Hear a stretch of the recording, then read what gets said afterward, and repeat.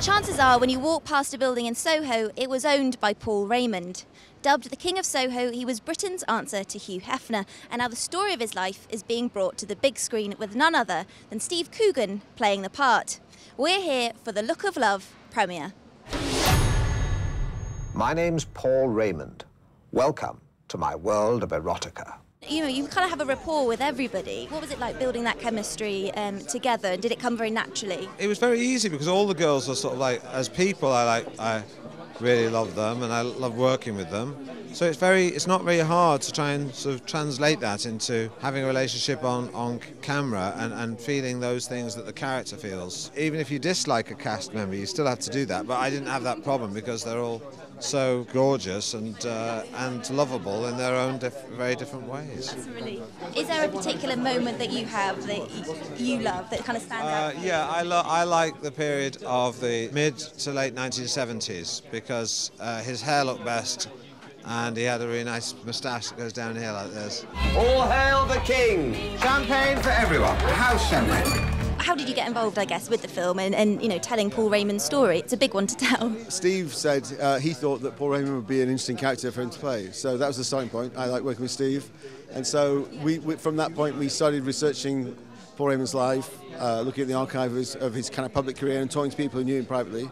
And it was quite a long process. It took about 3 years to get from there to making the film. What we decided was actually to use his relationship with the three important women in his life, his wife, Fiona, Richmond, and his daughter, and use that as a way of sifting out, okay, is this going to be in the film or not, on the basis of, is it relevant to those stories? Yeah. Do you have a particular section that is your favourite or, you know, a memory of his life that stands out to you? I think the love for his daughter, that's the main thread. The film comes from three different angles, from three different women in his life. One is his wife, the next the lady he ran off with, and the main girl being his daughter. But scenes that I loved, I liked filming all the scenes in the review bar just to see what women could do with dolphins and snakes. Impressive. It really is.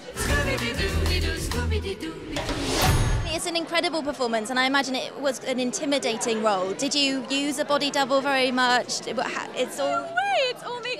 If you're going to do it, you're going to do it. You barely get makeup and hair with Michael. The time it would take to get a body double, Michael would not have called for it. So I had to just feign confidence the whole time. I took a lot of inspiration from the burlesque dancers around us. And these girls were just so confident with their body, and I just thought, they're totally starkers, and yet they might as well have clothes on, and they are so beautiful and confident and sexy. That's what Fiona Richmond was. I need to channel that. And so it's all fake, and it's all real, but it's like, you know, I just had to do it. Gosh, it's quite grand, isn't it?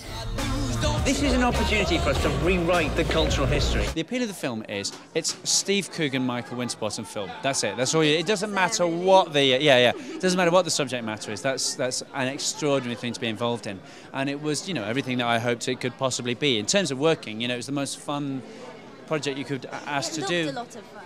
It was. Well, we were drunk most of the time. James Lance, who plays Carl Snitcher, said to me, you know, I come home sometimes and I think, I feel like I've been out.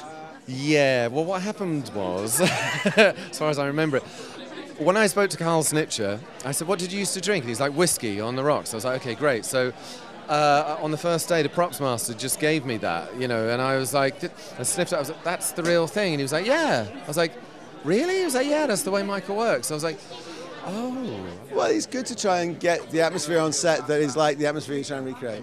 But I can't say nothing illegal was done on the set of our film. Just want to make that clear. Think of one person who you can say has never had a wank. Mother Teresa? All right, name me another person. Gandhi. Come on. And you can watch the incredible true story of Paul Raymond when The Look of Love hits cinemas on the 26th of April.